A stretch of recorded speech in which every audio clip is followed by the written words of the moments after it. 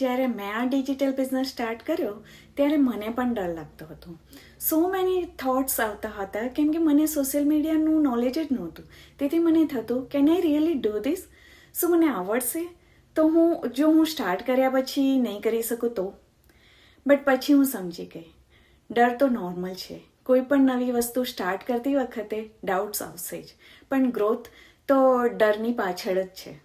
મને ક્લિયરિટી આવી જ્યારે હું ટ્રેનિંગ વિડીયો જોવા લાગી. સિસ્ટમ એટલું સિમ્પલ અને સપોર્ટિવ હતું કે હું કોન્ફિડન્સથી એક સ્ટેપ આગળ વધતી ગઈ.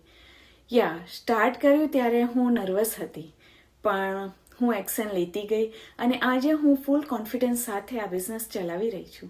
From home on my own terms.